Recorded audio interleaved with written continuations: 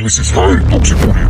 რადგანაც მასში აზოტის დიოქსიდის დონე ჯანოს მიერ დადგენილ ნორმებს აჭარბებს. ჰაერის დაბინძურებას ავტომობილების სიჭარბე და მათი მაყუჩებიდან ამოცლილი კატალიზატორები იწვევს, ხოლო კატალიზატორების ფუნქცია მავნე აირების განეიტრალებაა. სწორედ ამიტომ, კერძო კომპანიებიდან და დაწესებულებებიდან ქაღალდის გატანა დაიწყო კომპანია TENEM. ამის მიზეზი კი შემდეგია: აზოტის დიოქსიდის ბუნებრივ გამანეიტრალებლად ფართოფოთლოვანი ხეები ითვლება, რომლებიც ფოთლების ფორების მეშვეობით თანთავენ გაზს და აზოტის სასუქად აქცევენ.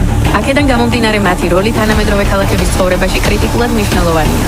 მაგრამ ბევრმა არ იცის, რომ ქაღალდის დასამზადებლად ჩვენ უფრო მეტ ხეს ჩეხავთ, ვიდრე ვრგავთ. თუმცა ამ რთულ სიტუაციაშიც არსებობს გამოსავალი კერძოდ. თუ ჩვენ ქაღალდს ნაგავში გადაგდების ნაცვლად, მას მაკულატურად ჩავაბარებთ, ჩვენ შევძლებთ ასობით ხის სიცოცხლის შენარჩუნებას და ეკოლოგიური გარემოს შექმნას. ყველაზე დიდი რაოდენობით მაკულატურა კი კერძო კომპანიებში გროვდება. სწორედ ამიტომ კომპანია TENEM განავითარა ოფისებიდან ქაღალდის, ალუმინისა და პლასტმასის გატანის სერვისი. საბედნიეროდ, ბევრი პასუხისმგებლიანი კომპანია უკვე ჩაერთო ამ წამოწყებაში.